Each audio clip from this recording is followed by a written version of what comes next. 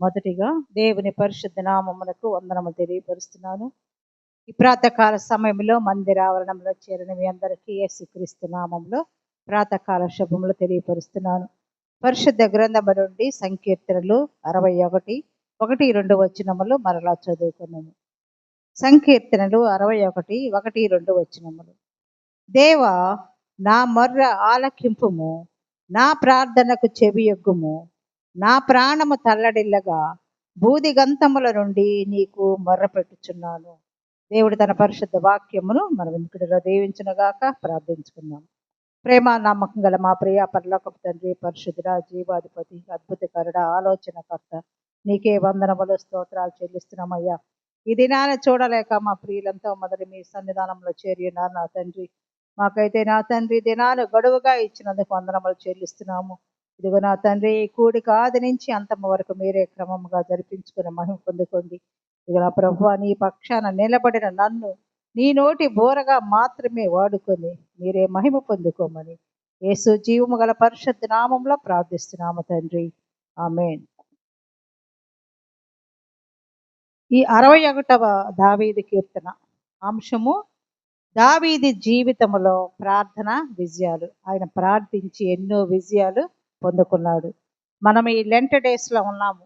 18వ తారీఖు నుంచి ప్రతి ఒక్కళ్ళు ప్రార్థన ప్రార్థన ప్రార్థన. ఆయా సంఘాలలో చేరి 40 దినాలు మనము దేవుణ్ణి స్మరిస్తూ మనల్ని మనం శుద్ధి చేసుకుంటూ మనలో ఉన్న లోపాలను తీసివేసుకుంటూ ఆయన సన్నిధానంలో గడుపుతూ ఆయనకు మనము స్తుతి కృతజ్ఞతాస్తులు చెల్లించే వారముగా ఉండాలి. అలాగే దావీదు తన 61వ కీర్తనలో 3 ప్రార్థనలు చేశాడు. మొదటిగా, దేవా, నా మొర్ర ఆలకింపుము. రెండవదిగా, నేను ఎక్కలేనంత ఎత్తైన కొండపైకి నన్ను ఎక్కించుము. మూడవదిగా, నీ రెక్కల చోటన దాగుకొందును అని దావీదు మహారాజు 3 ప్రార్థనలు చేశాడు. ఈ 3 ముఖ్యమైన ప్రార్థనలకు దేవుడు జవాబు అనుగ్రహించాడు. దావీదు గొప్ప ప్రార్థనాపరుడు. ప్రార్థించకుండా ఆయన ఏ విషయము కూడా ఆయన ఏ పని చేసేవాడు కాదు. కాబట్టి ప్రార్థన దావీదుకు ఊపిరి లాంటిదనమాట. ప్రార్థన లేకుండా జీవించేవాడు కానే కాదు. అలాగే ఆయన జీవితంలో ప్రార్థనా విజయాలు ఎన్నో ఉన్నాయి. తనకు సంతోషం వచ్చినా, దుఃఖం వచ్చినా, కష్టం వచ్చినా దేవుణ్ణి ప్రార్థించి అవన్నీ పొందుకునేవాడు. అలాగే ప్రార్థనలు ప్రేమించే యొక్క దావీదు ఈ 3 ప్రార్థనలు ఈ యొక్క 61వ కీర్తనలు చేశాడు. అవి పవిత్రమైన అభ్యర్థనలు. కాబట్టి ఈ దినాన దేవుడు ఈ యొక్క 61వ సంకీర్తన ధ్యానించే ధ్యాన భాగంగా మనకు అనుగ్రహించాడు. కాబట్టి దేవుని కృపతో మనము యొక్క 61వ కీర్తన ఉదయకాలమున ధ్యానం చేసుకుందాము. మొట్టమొదటి ప్రార్థన కీర్తనలు 61, 1-2. దేవా, నా మొర్ర ఆలకింపుము, నా ప్రార్థనకు చెవియొగ్గుము. నా ప్రాణము తల్లడిల్లగా బూదిగంతముల నుండి నీకు మొరపెట్టుచున్నాను. అంటే ఆయన ఆలకించుము అని ఎందుకు దావీదు ప్రార్థిస్తున్నాడంటే, కొన్ని పర్యాయాలు దేవుడు ప్రార్థన ఆలకించడు. ఏంటి, దేవుడు ప్రార్థన ఆలకించే దేవుడు కదా. సర్వ శరీరులు నీ యొద్దకు వస్తారని పరిశుద్ధ గ్రంథం తెలుపుతుంది. ఆయన ఆలకించే దేవుడు, అవునా కదా? మన ప్రార్థన ఆలకించే దేవుడు. దీంట్లో ఎలాంటి సందేశం లేదు. కానీ మానవుడు పాపము చేస్తూ ఇంకా పాపంలో జీవిస్తూ తన ఇష్టానుసారంగా జీవిస్తూ, అయ్యా నాకు ఈ కష్టంగా ఉందయ్యా, నన్ను ఈ విధంగా నన్ను కాపాడయ్యా అంటే ప్రార్థన ఆలకిస్తాడా? ఆలకించడు. బైబిల్లో ఉంది, పాపుల మనవి ఆయన ఆలకించే దేవుడు కాదనమాట. కాబట్టి మనం పాపము చేయకుండా ఆయన యందు భయభక్తులు కలుగుంటూ మనము పరిశీలన చేసుకుంటూ ఆయనకు అయిష్టమైన పనులు మనల జీవితాల్లో తీసివేసుకుంటూ ఆయన అడుగు జాడలు నడిచినట్లయితే ఆయన బిడ్డల ప్రార్థన ఆలకిస్తాడు. నాకు మొర్ర పెట్టుము, నీకు నేను ఉత్తరం ఇస్తాను. కాబట్టి మనం ఏ విధంగా ఉండాలి ప్రార్థించేటప్పుడు? మనం ఆయన బిడ్డలంగా ఉండి విశ్వాసములో బలముగా ఉన్నట్లయితే మన ప్రార్థన ఆలకించే దేవుడు. ఇక్కడ బత్షెబాకు పుట్టిన బిడ్డ విషయంలో దావీదు ఉపవాసం ఉన్నాడు 7 రోజులు. కానీ ఆ ప్రార్థనకి ఇక్కడ జవాబు రాలేదు. ఎందుకంటే సమూయేలు 2వ గ్రంథము 12వ అధ్యాయము పేజీ 261.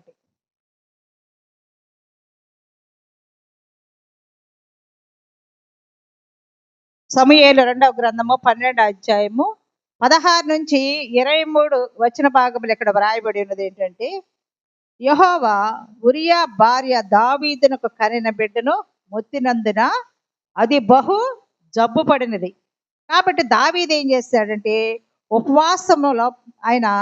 ఉపవాసములో నుండి లోపలకు పోయి రాత్రంతయు నేల మీద ఉండి బిడ్డ కొరకు దేవుని బతిమాలుకుంటూ ఉన్నాడు. ఇంటిలో ఎక్కడైనా వారు లేచి అతన్ని లేవనెత్తి ఆయన్ని మంచిగా చేయడానికి చూస్తున్నాడు. కానీ ఆ యొక్క దావీదు ఏం చేస్తున్నాడంటే కింద పడి ఉపవాసం ఉండి దేవుని ప్రార్థిస్తున్నాడు. కానీ భోజనం కూడా చేయడం వల్ల 7వ దినాన బిడ్డ చనిపోయినప్పుడు, బిడ్డ ప్రాణముతో ఉండగా అతనితో మాట్లాడినప్పుడు ఆ మాటలు వినకున్నాడు. కాబట్టి ఇప్పుడు బిడ్డ చనిపోయాడని మనం ఆయనతో చెప్తే ఎలాగని అక్కడ మనుషులు అనుకుంటున్నారు, ఆయన దగ్గర ఉండే వాళ్ళు ఆయన్ని తినమని అడగడానికి భయపడ్డారు. అంతగా రోదన చేస్తున్నాడు, బిడ్డ విషయంలో ప్రార్థిస్తున్నాడు దేవుడికి. కానీ బిడ్డ చనిపోయాడు. వాళ్ళు మాట్లాడుకుంటే ఏంటని దావీదు విచారించినప్పుడు గుసగుసలాటం చూచి బిడ్డ చనిపోయాడని గ్రహించి, బిడ్డ చనిపోయానని సేవకుడు అడిగినప్పుడు వాడు చనిపోయారని చెప్పారు. అప్పుడు దావీదు ఏం చేస్తాడంటే నేల నుండి లేచి స్నానము చేసి తైలం పూసుకొని వేరు వస్త్రములు ధరించి యెహోవా మందిరములో ప్రవేశించి మ్రొక్కి తన ఇంటికి తిరిగి వచ్చి భోజనము తెమ్మని వారు వడ్డించారు. ముందేమో బిడ్డ విషయంలో దుఃఖపడ్డాడు, ఏడ్చాడు, ప్రలాపించాడు. కానీ దేవుడు ఆ ప్రార్థన ఆలకించలేదు. ఎందుకంటే ఉరియా భార్యగా ఆమె ద్వారా బిడ్డను కన్నాడు. ఆ బిడ్డ అనారోగ్యం పాలైంది. ఎప్పుడైతే బిడ్డ చనిపోయాడో లేచి ఆయన స్నానం చేశాడు, తైలం పూసుకున్నాడు, దేవునికి దగ్గరికి వెళ్ళి మందిరంలో ప్రవేశించాడు. అప్పుడు ఆయనకు మ్రొక్కి భోజనము తిన్నాడు అనమాట. అప్పుడు భోజనము చేశాడు. అప్పుడు సేవకులందరూ అనుకుంటున్నారు, బిడ్డ జీవంతో ఉన్నప్పుడేమో ఉపవాసం ఉండి ఏడ్చాడు, ఇప్పుడేమో మరణమైనప్పుడు ఆయన లేచి భోజనము చేశాడు, ఇదేంటి అని చెప్పుకున్నప్పుడు అప్పుడు దావీదు అంటున్నాడు, బిడ్డ ప్రాణంతో ఉన్నప్పుడు దేవుడు నా ఎందుకు కనికరించి వారిని బ్రతికించునేమో అనుకొని నేను ఉపవాసం ఉండి ఏడ్చి ప్రార్థన చేశాను. ఇప్పుడైతే చనిపోయాను కనుక నేను ఎందుకు ఉపవాసం ఉండాలి? వారిని తిరిగి రప్పించగలనా? నేను వాని యొద్దకే పోదును కానీ వాడు నా యొద్దకు మరలా రాడని వారితో చెప్తున్నాడు. కాబట్టి దావీదు పాపము చేశాడు. ఆ పాపము ద్వారా ప్రార్థన దేవుడు ఆలకించలేదు. అలాగే రెండవదిగా ఏలియా నా ప్రాణం తీసుకోమని ప్రార్థన చేస్తున్నాడు. రాజుల మొదటి గ్రంథము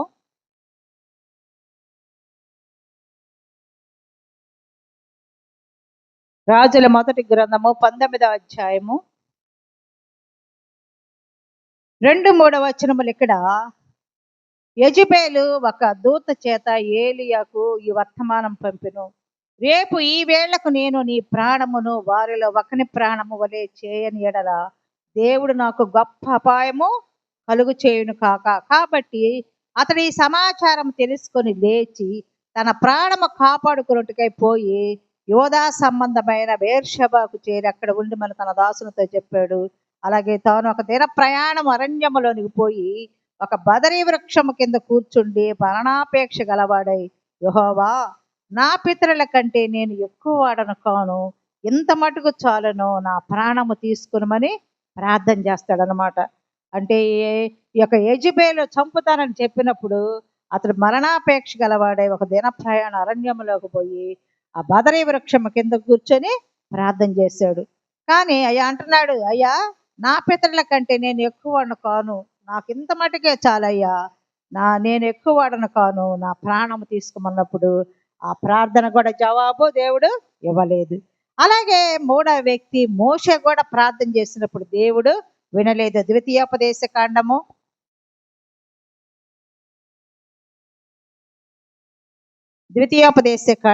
3వ అధ్యాయము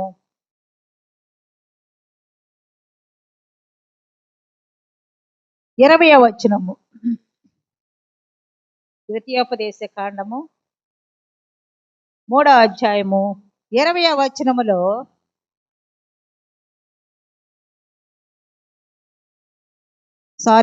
నిర్గమ 32 నిర్గమాకాండము 32వ అధ్యాయము 26వ వచనము, 32, 31 నుండి 33 వరకు చూడండి అమ్మా. 32వ అధ్యాయము 31 నుండి. అప్పుడు మోషే యెహోవా యొద్దకు తిరిగి వెళ్ళి, అయ్యో, ఈ ప్రజలు గొప్ప పాపం చేసిరి, వారు బంగారు దేవతను తమ కొరకు చేసుకునిరి. అయ్యో, నీవు వారి పాపమును ఒకవేళ పరిహరించితివా, లేని ఎడల నీవు వ్రాసిన నీ గ్రంథములో నుండి నా పేరు తుడిచి వేయమని బతిమాలు కొనుచున్నాను అనెను. అందుకు యెహోవా, ఎవడు నా ఎదుట పాపము చేసినో వాని నా గ్రంథములో నుండి తుడిచివేయుదును అని అంటున్నాడు. వీళ్ళు ఏం చేస్తారంటే, ఇశ్రాయేలీయులు, వాళ్ళు బంగారు దూడను చేసుకొని ఆయనకి అయిష్టమైన పనులు చేస్తున్నారు. వాళ్ళ గురించి వాళ్ళని శిక్షిస్తాడని, దేవుడు వాళ్ళని నాశనం చేస్తాడని ఈ మోషే దేవుడు ప్రార్థన చేస్తాడు. ఏం చేస్తాడు? అయ్యా, ఈ ప్రజలు గొప్ప పాపం చేశారయ్యా, బంగారు దేవతను తమ కొరకు చేసుకున్నారయ్యా, వాళ్ళు పాపం చేశారు కాబట్టి వాళ్ళు పరిహరిస్తావా అయ్యా? ఒకవేళ వాళ్ళని ఏం చేయొద్దయ్యా, నీవు వాళ్ళు ఏం చేయకుండా నా పేరు జీవ గ్రంథంలో తుడిచివేయమని బతిమాలుకున్నప్పుడు దేవుడు అంటున్నాడు, ఎవరు నా ఎదుట పాపం చేస్తారో వారిని నా గ్రంథముల నుండి తుడిచివేస్తాను. నిన్నెందుకు? ఎవరు పాపం చేస్తారో వాడు నా జీవ గ్రంథముల నుండి వాడి పేరుని తీసివేస్తారు. కాబట్టి మనము పాపము చేయిస్తే మన పేర్లు ఉంటాయా జీవ గ్రంథములో? ఉండవు. కాబట్టి మన పేర్లు జీవ గ్రంథములో ఉండాలంటే ఆయనకి ఇష్టమైన బిడ్డలుగా ఉండాలి. మన ప్రతిదినము ఆయనని ప్రార్థించే బిడ్డలంగా ఉండాలి. ఆయన సన్నిధిలో మనము గోజారి మనము ఆయన సన్నిధిలో మనము బ్రతికే బిడ్డలంగా మనము ఉండాలి. పాపము చేస్తూ అయ్యా నన్ను కాపాడు, నన్ను కాపాడు, జనము కోసం వస్తూ ప్రతిదినము ఒక అలవాటుగా వస్తూ దేవునికి దూరంగా ఉంటే మన ప్రార్థన ఆయన ఆలకించడు, జవాబు ఇవ్వడు. కష్టాల్లో కూడా మనల్ని ఆయన చూస్తూ ఉంటాడు. ఆలకించే దేవుడే ఎవరు? ఆ విశ్వాసులైన ఆయన బిడ్డల ప్రార్థన ఆయన ఆలకిస్తాడు. పాపము చేస్తూ పాప జీవితంలో సాతాను ఉచ్చులో ఉండే ప్రార్థన చేస్తే ఆయన ఆలకించే దేవుడు. కాబట్టి మనమేం చేయాలంటే, మనం ప్రతిదినము మన జీవితం ఎలా ఉన్నదో ఈ 40 దినాలు మన కోసం అన్నమాట. యేసు ప్రభు వారు కూడా ఆ ఇహలోక పరిచర్యకు ముందు 40 దినాలు ఉపవాసం ఉండి ప్రార్థన చేశాడు. ఎవరి కోసము? నీ కోసము. నాకు ఆ గెత్సెమనే తోటలో ఆయన ప్రార్థన చేస్తుంటే ఆయన చెమట అంట కింద పడే రక్త బిందువులాగా మారిపోయిన విజ్ఞాపన ప్రార్థన చేస్తున్నాడు. కాబట్టి మనము కూడా ఆయన బిడ్డలంగా మనం ఈ యొక్క 40 దినాల మన జీవితాలు ఎలా ఉన్నాయో మార్పుగా చేసుకోవడానికి దేవుడి యొక్క దినాలు మనకు గడువుగా ఇచ్చాడు. మన జీవితాలను నూతన పరుచుకోవాలి, నూతన జన్మ. అలాగే మన పరిశుద్ధులుగా ఉండాలి. పౌలు అంటారు, నన్ను పోలి మీరు నడుచుకొనుడి. కాబట్టి ఒకే ఒక వ్యక్తి క్రీస్తుని పోలి నడుచుకుంటున్నాడు. నన్ను పోలి మీరు నడవండి అంటున్నాడు. ఆయన పోలి మనం నడుచుకున్నట్లయితే మనం ఆయన బిడ్డలంగా మనము ఆయన చేతి కింద మనము ఉంటామన్నమాట. కాబట్టి మన ప్రార్థన ఆలకించాలంటే మన బ్రతుకులు మారాలి. మన దూరంగా మన హృదయాలను ఆయనకి ఇవ్వకుండా ప్రార్థిస్తే ఆ పాపులు మనమే ఆయన ఆలకించుడు. అలాగే పౌలు భక్తుడు కూడా ముళ్ళు తొలగించమని ప్రార్థన చేశాడు. కానీ ఆ ప్రార్థన దేవుడు త్రోసిపుచ్చాడు. ఎలాగా? ఆయనకు ఒక జబ్బున్నదంట, కళ్ళ జబ్బు. అయ్యా, నాకు ఈ యొక్క ముళ్ళు తీసివేయమంటే నా కృప నీకు చాలును. ఆయన ఎంతో మందిని దేవుని బిడ్డలు హింసించాడు, చెరసాలలో వేశాడు. ఆయన బిడ్డలను ఎంతో ఆ సంఘాల నల్లకాలం చేసిన ఆ యొక్క పౌలు భక్తుడిని, ఆ సౌలుని పౌలుగా మార్చాడు. ఎక్కడైతే హింసించాడో అక్కడ సంఘాలను కట్టాడు. ఆయన ఎంతో ధనవంతుడంట. ఆయన తన డబ్బంతా కూడా వ్యయపరిచి తన్ను తాను కూడా అప్పగించుకుంటున్నాడు. అంత సేవ చేశాడనమాట. కాబట్టి మనము కూడా మనకున్న దాంట్లోనే మన హృదయాలను అప్పగించాలి. మనకితరులు మనం ప్రేమించే వారముగా మనం ఉండాలి. మనకు ఉండొచ్చు ఈ లోకములో ముళ్ళు ఉండొచ్చు, బలహీనతలు ఉండొచ్చు, కానీ ఆయన సన్నిధానంలో మనము ఒప్పుకోవాలి. తొలగించడానికి దేవునికి ఉన్నది, కానీ మన జీవితాలు మనం ఏం చేస్తున్నామో, ఆయనకి ఇష్టముగా ఉంటున్నామా అయిష్టముగా ఉంటున్నామా, మనల్ని మనం పరిశీలన చేసుకోవాలి. అందుకే దావీదు అంటున్నాడు, నా ప్రార్థన ఆలకించమని ప్రాధేయపడుతున్నాడు. ఈ ప్రార్థన చేసినప్పుడు దావీదు భూమి అంచున ఉన్నాడంట. అబ్షాలోము తిరుగుబాటు చేశాడు కుమారుడు. దావీదు పారిపోయి ఈ కీర్తన వ్రాస్తాడని కొందరు పండితుల యొక్క అభిప్రాయం. దావీదు తన మనస్సు కృంగిపోయి దుఃఖములో, కష్టాల్లో, కడల్లో మునిగిపోతున్నప్పుడు ఈ యొక్క కీర్తన రాశాడంట. రెండవ ప్రార్థన ఏంటంటే కీర్తనలు 61:2. కీర్తనలు 61:2. నేను ఎక్కలేనంత ఎత్తైన కొండపైకి నన్ను ఎక్కించుము. ఇక్కడ కొండపైకి ఎక్కించమని దావీదు ప్రార్థిస్తున్నాడు. మనం ఎక్కలేని కొండలు ఎన్నో ఉన్నాయి. అలా దావీదు దేవునికి ప్రార్థిస్తూ ఉన్నాడు. అలాగే మనం ఎక్కలేని మన కొండలను ఎక్కించే ప్రభు దేవుడు మనకున్నాడని మనం మర్చిపోకూడదు. ఈ లోకంలో ఎన్నో కష్టాలు, బాధలు అవన్నీ అధిగమింపజేసే దేవుడు మన పక్షాన ఉన్నాడు. అలాగే ఇతర దేశాలకు వెళ్ళినప్పుడు, ఇతర దేశాలు కాకపోతే మన స్టేట్లో కూడా 70, 80, 100 అనే అంతస్తులు గల భవనాలు ఉంటాయి చాలా. వాటికి మెట్లుగా ఎక్కిపోవాలంటే ఆయాసం వస్తుంది. కాబట్టి మన గుండె బలహీనం అయితే ఆ ఎక్కలేక మన ప్రాణానికే ముప్పు ఉంటుంది. కానీ దాన్ని ఎక్కాలంటే ఎస్కిలేటర్ సాయంతో నిమిషాల్లో అది ఎక్కితే పైకి తీసుకెళ్తుంది. దావీదు కూడా ఎక్కలేనంత ఎత్తైన కొండ ఉంది, దాన్ని ఎక్కించమని సృష్టికర్త అయిన దేవుణ్ణి పలుమార్లు అడుగుతున్నాడు. మనుషులను ఆశ్రయించలేదు, కానీ దేవుణ్ణి ఆశ్రయించాడు. మానవులమైన మనము స్వేచ్ఛగా ఎక్కలేనని కొండలున్నాయి. అలాగే మొట్టమొదటి పర్వతం ఏంటంటే మోరియా పర్వతము. ఆదికాండము 22:1-12 భాగములు. ఇక్కడ మోరియా పర్వత ప్రాంతంలో ఒక కొండ మీద మన పితరుడైన అబ్రహాము ఇస్సాకును బలిగా అర్పించడానికి సిద్ధపడ్డాడు. తీరా అర్పించబోయే సమయానికి దేవుడు ఏమన్నాడు? వద్దు అని ఇస్సాకు బదులుగా ఒక పొట్టేలును దేవుడు అనుగ్రహించాడు. కొడుకును దహన బలిగా అర్పించేంత ధైర్యం అబ్రహాములకు దేవుడు ఇచ్చాడు. లేక బిడ్డనిచ్చాడు. మళ్ళీ పరిశోధించాలని, నీకు ఒక్కగానున్న ఒక బిడ్డను నాకు బలిగా అర్పించమన్నప్పుడు దానికి ఒప్పుకున్నాడు. కాబట్టి అబ్రహాము ఎక్కలేని కొండ ఏంటంటే మోరియా కొండ. కానీ దేవుడు ఎక్కించాడు. అబ్రహాం ఉదయాన్నే లేచాడు. 3 దినాలు కుమారుడితో కలిసి ప్రయాణం చేశాడు. భార్యతో చెప్పల శారాతోటి కట్టెలు బాగా పేర్చాడు. దహన బలిగా అర్పించడానికి అంగీకరించాడు. మోరియా పైకి మనం వెళ్ళలేం, కానీ దేవుడే మనల్ని తీసుకెళ్ళాలి. అబ్రహాము ఎక్కలేనటువంటి ఎత్తైన కొండ మోరియా కొండ. దేవుడు ఎక్కించాడు, పరిశోధించాడు. ఆ పరిశోధన విజయము పొందాడు. మనము కూడా మన జీవితాల్లో దేవా నాకెన్నో అడ్డంకులు ఉన్నాయ్యా, అవి తొలగించమని మనం ప్రార్థించినట్లయితే ఆయన మనల్ని ఆ యొక్క శ్రమల నుండి విడిపింపజేసి సంతోషంగా మనల్ని నడిపించే దేవుడున్నాడు. రెండవది సీనాయి కొండ. మోషే యెహోవాతో ప్రజలు సీనాయి పర్వతం ఎక్కలేరు కాబట్టి నీవు ఆ పర్వతం మేరను ఏర్పరిచి దాన్ని పరిశుద్ధపరచవాలని మీకు ఖండితంగా ఆజ్ఞాపిస్తున్నానని మోషే చెప్తున్నాడు. అంటే ఈ యొక్క పర్వతం అంట సీనాయి కొండ భగభగం అంటేటువంటి పొగలు కమ్మే అగ్ని పర్వతం అంట. అది ఎప్పుడు భగభగ మండుతూ ఉంటుంది. అది లావా. అదిగాని వస్తే పంటలో ఏమి కూడా పండవన్నమాట. కానీ ప్రజలు దాన్ని ముట్టుకోకూడదు, అక్కడ వెళ్ళలేరు కాబట్టి వాటికి దూరంగా నిలబడ్డారు. కాబట్టి మీరు ఆ యొక్క పర్వతానికి దగ్గరకు వెళ్ళకూడదు. మోషే, అహరోను, యెహోషువ ఎక్కలేని ఒక కొండ అనమాట.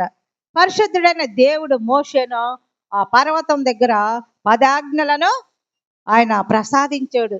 40 దినాలు ఉపవాసం ఉన్నాడు. ఆ పలకలను, ఆజ్ఞలను దేవుడు అనుగ్రహించాడు. మూడవ కొండ కర్మేలు కొండ. రాజులు 1 గ్రంథము 18-19 భాగంలో ఇక్కడ ఏలియా 450 మంది బయలు ప్రవక్తలను సంహరించినటువంటి ఆ యొక్క పర్వతము ఆ కర్మేలు పర్వతం అనమాట. మానవ మాతృడుగా ఏలియా తన సొంత బలముతో శక్తితో ఎక్కలేనటువంటి కొండ. ఏలియా మన వంటి మానవుడే అయినా ఏలియాకు దేవుడు శక్తి ఇచ్చాడు. ఆ ప్రార్థన ఆలకించాడు. బయలు ప్రవక్తలను కూడా జయించగల శక్తినిచ్చాడు. కాబట్టి మనము దేవుని యందు భయభక్తులు కలిగి మనం ప్రార్థించినట్లయితే మన ప్రార్థన ఆలకించే దేవుడు కాబట్టి మన హృదయపూర్వకముగా పూర్ణ మనస్సుతో, పూర్ణ శక్తితో, పూర్ణ వివేకముతో మనం ప్రార్థించినట్లయితే జయమిచ్చే దేవుడు మన దేవుడు. అలాగే 4వ కొండ కల్వరి కొండ. లోకాసు వార్త 23వ అధ్యాయము. లోకాసు వార్త 23వ అధ్యాయము 33వ వచనములో, వారు కపాల మనబడిన స్థలములకు వచ్చినప్పుడు అక్కడ కుడివైపున ఒకనని ఎడమ వైపున ఒకనని ఆ నేరస్తులను ఆయనతో కూడా సిలువ వేసిరి. ఇక్కడ యేసు ప్రభు వారిని కుడివైపున ఒకరిని ఎడవైపున ఒకరిని యేసు ప్రభు వారిని మధ్యలో పెట్టి సిలువ వేశారు. కపాలం అనబడిన స్థలము. యేసు ప్రభు కల్వరిలో నీ కోసము నా కోసం ప్రాణం పెట్టడానికి ఎక్కినటువంటి కొండ ఈ కల్వరి కొండ. యేసు ప్రభు తన రక్తం కార్చాడు, ప్రాణం పెట్టాడు, తిరిగి 3వ దినాన లేచాడు. మనం కల్వరిని చూచడానికి ఆ కొండ మీదకి ఎక్కగలం కానీ యేసు ప్రభు లాగా ప్రాణం పెట్టగలమా? లేదు. ఆ యొక్క కల్వరి కొండ చూసే భాగ్యం కూడా మనకి లేదు. కాబట్టి మన జీవితంలో ఎక్కలేనని ఉన్నత స్థానాలు ఎన్నో ఉన్నాయి. వాటిని ప్రభు ఎక్కించగల సమర్థుడు. ఎందుకంటే ఆయన బిడ్డల యొక్క ఆయన కోరిక, ఆయన వారి ఆశలను తృప్తిపరిచే దేవుడు కాబట్టి మనం ఎక్కగలిగినటువంటి కొండలను ఎక్కించడమే గాక మన జీవితంలో అడ్డంకులన్నీ కూడా తొలగించే దేవుడు. అలాగే దావీదు 3వ ప్రార్థన చేశాడు. కీర్తనలు 61:4. నీ రెక్కల చాటున దాగుకొందును. ఇది దావీదు 3వ ప్రార్థన. ఈ లోకములో భోగభాగ్యాలు ఆయనను అడగక అంతకంటే శ్రేష్టకరమైన దేవుని రెక్కల నీడనైనా కోరుకున్నాడు. ఈ లోకములో ఎన్నో ఉన్నాయి, సంపదలు ఉన్నాయి, కానీ వాటన్నిటిని కూడా ఆయన అడగలేదు దావీదు. ఆయన నీ రెక్కల నీడను నేను నివసించేదనని దావీదు ప్రార్థన చేస్తున్నాడు. కీర్తనలు 91:1లో కూడా మహోన్నతిని చాటున నివసించేవాడే సర్వశక్తిని నీడను విశ్రమించేవాడు. కాబట్టి ఈ లోకములో నివాసములో తుఫాన్లకు, సునామీలకు కూలిపోవచ్చు కానీ దేవుని రెక్కల చాటున నీడ శాశ్వతమైనదనమాట. దేవుని రెక్కల క్రింద ఏమున్నదని దావీదు భక్తుడు దేవుని ఆశ్రయం కోరాడంటే, పరిశుద్ధ గ్రంథములో దేవుని రెక్కల గురించి ఎన్నో ఆశీర్వాదకరమైన దీవెనలు ఉన్నాయి. వాటిని మనము ధ్యానం చేసుకుందాం. రూతు గ్రంథము. ఆయన రెక్కల క్రింద రక్షణ ఉన్నది. రూతు గ్రంథము 2:12లో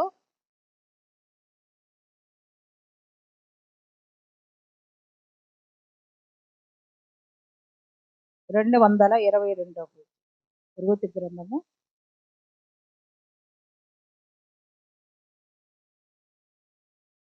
2వ అధ్యాయము 12వ వచనము. యెహోవా నీవు చేసిన దానికి ప్రతిఫలం ఇచ్చును. ఇశ్రాయేలు దేవుడైన యెహోవా రెక్కల క్రింద సురక్షితముగా ఉండునట్లు నీవు వచ్చితివి. ఆయన నీకు సంపూర్ణమైన బహుమానం ఇచ్చునని ఆమెకు ఉత్తరం ఇచ్చెను. ఇక్కడ రూతు అనమాట. రూతు ఆయన రెక్కల సురక్షితమైన రెక్కలని బోయేజు రెక్కల క్రిందకి ఆమె రక్షణ కలుగుతుందని ఆ యొక్క బోయేజు పొలంలోనికి వచ్చింది. కానీ బోయేజు రెక్కల కంటే యెహోవా రెక్కలు సురక్షితమైన రెక్కలు. ఎప్పుడైనా గద్దలు వచ్చి తన పిల్లలు ఎత్తుకొని పోతుందని భయంతో ప్రేమతో కోడి తన పిల్లలను రెక్కల క్రిందకు చేర్చుకునేది కంటే మన ప్రభు శ్రేష్టమైన రెక్కల క్రింద మనల్ని చేర్చుకునే దేవుడు. కోడి కంటే మన ప్రభు శ్రేష్టమైన వాడు. యహలోకముల కోడి చిన్న చిన్న పిల్లలను గెద్ద దండుకుపోతుందేమని ఆ గెద్ద పైన తిరుగుతుంటే వాటినన్నిటి తన రెక్కల కిందకి దాచుకుంటది. కానీ మన రక్షకుడు యేసు ప్రభు వారు ఆయన రెక్కల కింద మనల్ని కాపాడుతాడు, భద్రపరుస్తాడు. కానీ ఆయన రెక్కల క్రింద మనం రాగలిగితే ఎవ్వరు ఈ లోకములో ఎవరు ఏమీ చేయలేరు. ఆయన బిడ్డలను ఆయన కోడి తన బిడ్డలను ఏ విధంగా రక్షిస్తుందో ప్రభువు కూడా తన బిడ్డలను ఆయన రెక్కల కింద భద్రపరుస్తాడు. అలాగే ఆయన రెక్కల క్రింద నీడ ఉన్నది. 57వ కీర్తన 1లో కూడా నన్ను కరుణింపుము దేవా, నన్ను కరుణింపుము, నేను నీ శరణుజొచ్చి ఉన్నాను, ఈ ఆపదలు తొలగిపో వరకు నీ రెక్కల నీడను శరణుజొచ్చి ఉన్నానని దావీదు ప్రార్థిస్తున్నాడు. దావీదు గుహకు పారిపోయినప్పుడు రాసిన యొక్క కీర్తన ఇది.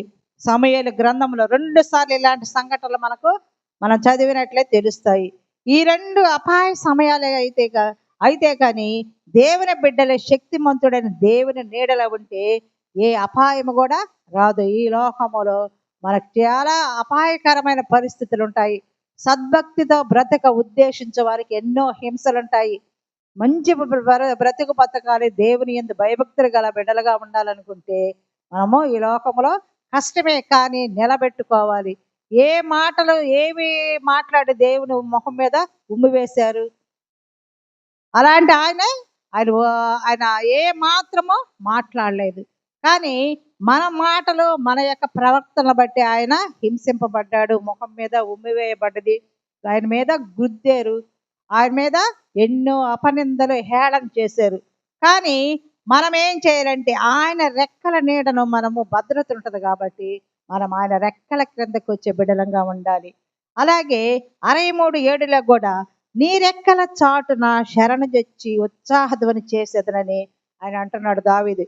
గుహలో భయంతో వణిగిపోకుండా ఆ నీ రెక్కల నీడలో నేను ఆనందిస్తున్నాను, నేను పాడుతున్నానని దావీదు అంటున్నాడు. ఆ కొడుకు తరుముతూ ఉంటే అబ్షాలోము ఆ గుహలోకి వెళ్ళి దాక్కున్నాడు అనమాట. కానీ ఆ గుహనే ఆయన గానం చేయగల విశ్వాసి, దేవునికి సంతోషంతో కీర్తనలు పడుతున్నాడు. అదుల్లాం అనే గుహను దావీదు గుడిగా చేసుకున్నాడు. కష్టాల్లో కూడా దేవా నీవే ఉన్నామని ఆనందించేవాడు అనమాట. మూడవది రెక్కల కింద ఆశ్రయము. 91:4లో కూడా 91 సంకీర్తన 4వ వచనంలో ఆయన తన రెక్కలతో నిన్ను కప్పును, ఆయన రెక్కల క్రింద నీకు ఆశ్రయం కలుగును. మోషే ప్రవక్త తన జన్మదినమున గూర్చి కీర్తన రాశాడు. ఆశ్రయపురాలు మనకందరికీ పరిచయమే. ఎలాగంటే ఎవరైనా నేరం చేస్తే ఆశ్రయపురంలో భయం లేకుండా అక్కడికి వెళ్ళి దాక్కుంటారు. కానీ అపాయం వాళ్ళనేమి చేయడానికి లేదు. అలాగే దేవుని ప్రేమ గల రెక్కలు విశ్వాసి కంటే ఆశ్రయపురాలంట. మనం నిరాశ్రయం కాదు, మనకు ఆశ్రయం యేసుక్రీస్తే దేవుని ఆశ్రయం కింద ఉన్న మనము నాశనం కావడం అసాధ్యము. కాబట్టి ఆయన రెక్కల క్రింద ఉన్నాం కనుక పగటిపూట వచ్చే బాణాలు, ఎగిరే బాణాలు కానీ ఆయనకి భయం ఉండదు. చీకట్ల తచ్చాడే విపత్తులు, మధ్యాహ్నం మంది పాడు చేయ రోమ కూడా నీవు భయపడవు. ఎందుకంటే ఆయన బిడ్డలం కాబట్టి ఆయన కాచి కాపాడతాడు. అలాగే ఈ దినాలలో వృద్ధులకు ఆశ్రమాలు, అనాథాశ్రమాలు, వికలాంగులకు ఆశ్రమాలు ఎన్నో ఉన్నాయి. కానీ అన్నిటికంటే మిన్నటమైనది ఆశ్రమం ఏంటంటే యేసు ప్రభువు యొక్క రెక్కలు. నీవు నిరాశ్రలో ఉంటున్నావా? నేను చూచేవారు లేకుంటున్నారు, దిక్కులేని స్థితిలో ఉన్నావా? నీ ఆశ్రయం ఎవరు? యేసు ప్రభువే. అలాగే 4వది కూడా ఆయన రెక్కల క్రింద ఆరోగ్యము. మలాకి 4:2లో రాయబడి ఉన్నది. అయితే నా నామమందు భయభక్తులు గలవారు మీకు నీతి సూర్యుడు ఉదయించును, ఆయన రెక్కలు ఆరోగ్యము కలుగు చేయను కనుక మీరు బయలుదేరి క్రొవ్విన దూడ గంతులు వేయినట్లు గంతులు వేయుదురు అని రాయబడి ఉన్నది. ఆయన రెక్కల క్రింద ఆరోగ్యం ఉంటుంది. కానీ ఒక షరతు ఏమిటంటే ఆ భయభక్తులు గల వారికి మాత్రమే అనే పరిశుద్ధ గ్రంథములో వ్రాయబడి ఉన్నది. ఇక్కడ రాశారు కదా, అందరికి కూడా ఉంటుంది అనుకోవడానికి లేదు. కానీ యేసు ప్రభునందు భయభక్తి గల వారికి ఆయన రెక్కల క్రింద ఆరోగ్యం ఉంటుంది అని పరిశుద్ధ గ్రంథము సెలవిస్తుంది. నీతి సూర్యుడు యేసుక్రీస్తు ఆయన రెక్కల ఆరోగ్యం ఎలాంటిదంటే క్రొవ్విన దూడ అంట గొంతులు వేయగలిగినంత ఆరోగ్యం ఇస్తాడంట. ఆయన రెక్కల క్రింద వెచ్చదనము, ఆరోగ్యము, ఆనందము ఇవన్నీ కూడా ఉంటాయి. కనుక ఈ దినమే మనము యేసు ప్రభును సొంత రక్షకునిగా మనం అంగీకరించినట్లయితే మనము ఆయన రెక్కల క్రింద వెచ్చదనాన్ని, ఆరోగ్యాన్ని మనం అన్నీ కూడా పొందుకుంటాము. ఆయన ఆశ్రయించగలిగినట్లయితే ఆయన బిడ్డలుగా ఆయన స్వీకరిస్తాడు. అలాగే 5వదిగా ఆయన రెక్కలు చేర్చుకునే రెక్కలు. మత్తయి సువార్త 23:37లో కూడా యెరూషలేమా యెరూషలేమా ప్రవక్తలను చంపుచును నీ యొద్దకు పంపబడిన వారిని రాళ్లతో కొట్టుచును ఉండుదానా, కోడి తన పిల్లలను రెక్కల క్రిందకు ఎలాగూ చేర్చుకును అలాగే నేనును నా పిల్లలను ఎన్నో మారులు చేర్చుకున్న వాళ్ళని ఇంటిని కానీ మీరు వెళ్ళకపోయిరి. అంటే యేసు ప్రభు తల్లి కొడుతో తనను తాను పోల్చుకుంటున్నాడు. ఆయనలో తల్లి ప్రేమ ఉంది, తండ్రి ప్రేమ ఉంది. తల్లిలా ఆదరిస్తానని, తండ్రిలా జాలి పడతానని వాక్యం ద్వారా సెలవిస్తున్నాడు. అలాగే యెరూషలేము పట్టణం అంట హత్యల పట్టణం అంట, ప్రవక్తలను చంపిన పట్టణం అంట, రాళ్ళు రువ్విన క్రూరమైన పట్టణం యెరూషలేము. ఆ యొక్క యెరూషలేము యొక్క స్థితిని గూర్చి రక్షకుడు కన్నీరు కారుస్తూ ఉన్నాడు. ఎన్నోసార్లు ప్రజలను రక్షించాలని, దీవించాలని, పోషించాలని ప్రభు ఆశపడ్డాడు. కానీ వారు అంగీకరించే స్థితిలో లేరంట. హృదయం కాఠిన్యం చేసుకున్నారు, దేవునికి దూరంగా వాళ్ళు ఉంటున్నారు, ప్రభువును తృణీకరించారు. ఆయన రెక్కల క్రిందకు రావడానికి వాళ్ళు అంగీకరించటాలు. వాళ్ళ గురించి యేసు ప్రభు కన్నీరు కారుస్తున్నాడు. కాబట్టి ఉదయ కాలమున దావీదు 3 ప్రార్థనల్లో మొదటి ప్రార్థన దేవుడు ఆలకించలేదు. ఎందుకంటే పాపం చేసి ఆయన ప్రార్థన చేశాడు కాబట్టి ఆలకించలేదు. రెండో ప్రార్థన దేవుడు ఎక్కలేనన్ని కొండలు ఎక్కిస్తాడు. మూడో ప్రార్థనలో ఆయన రెక్కల క్రిందకు మనం వచ్చినట్లయితే ఆయన రెక్కల కింద రక్షణ ఉన్నది. ఆయన రెక్కల క్రింద నీడ, ఆశ్రయము, ఆరోగ్యము. ఆయన రెక్కలు చేర్చుకునే రెక్కలు కానీ ఆయన్ని తృణీకరించే రెక్కలు కావు. కాబట్టి ఈ దినమే మనం ప్రభుని సొంత రక్షకుని అంగీకరించి ఆయన రెక్కల క్రిందకు వస్తే నీకు రక్షణ, భద్రత, ఆరోగ్యము. కాబట్టి దేవుని ఆశీర్వాదాలు కూడా మనం పొందుకోగలం. కాబట్టి మనం ఆయన బిడ్డలంగా ఆయన చేతి కిందకు మనము వచ్చేవారము ఉన్నట్లయితే ఇన్ని మేలు దేవుడు మనకి ఇస్తున్నాడు. కాబట్టి కొద్ది మాటలు దేవుడు దీవించునుగాక. ప్రార్థించుకుందాం.